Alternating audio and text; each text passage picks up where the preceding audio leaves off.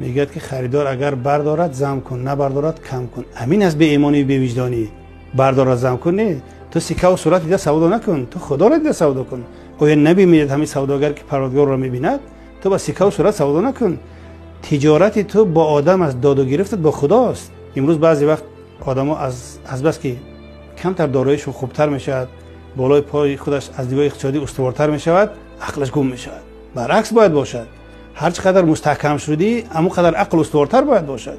بی اساس یا از روی بی انصافی نرخ گذاری کردن، این تشه برشه زدن است.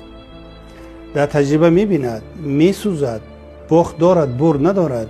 یک عمر ناله میکند، اما سوزش دارد، عبرت ندارد، عقل به کار نمیبرد که سببش فریب مسلمان است یا بی انصافی در نرخ گذاری است.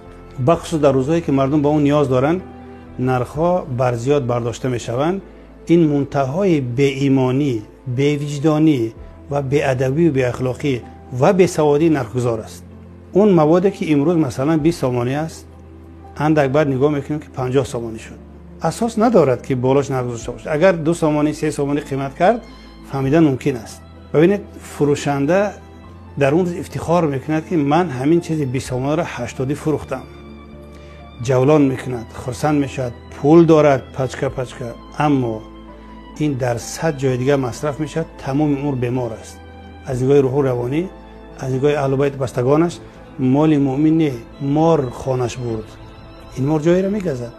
این سنت الهی است. فریب کردن هیچ وقت راه بردن نیست. بلکه باخت است، ناکامی است و عاقبت پشیمانی است.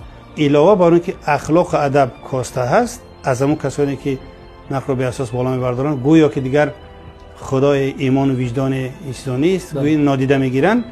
بالای همین بدزبان هم هستن. نسبت به مشتری بدزبانی، بیادبی و بی اخلاقی هم میکنن. چون چی است؟ کارش که فساد است، مناسبتش هم فساد میکند و عقل هم فساد میکند. این سخنهای ما رو کژدم گردد و گیرد دم. این هم میگوید عجب این قبض چیست؟ یعنی آدم بدزبان شد، قبض دارد. قبض روحی و روانی جانی در خاندان و ناکامی دارد. این هم میگوید این قبض چیست؟ قبض مظلومی است که از دستت گریست. این بسیار یک به شکل آشکار و واضح است که پیامد دارد. بدزبانی و بدرفتاری، مردم آزاری، به اساس نرخ بالا بردن، در راه صبر نکردن، قبض ها دارد. قبض از خودت، از همسرت، از فرزندت، ناکامی ها دارد. برای میگه قبض مظلومی است که از دستت گریست. از دعای کسی که ستم دیده است بترسید، در کدام شکل نباشد.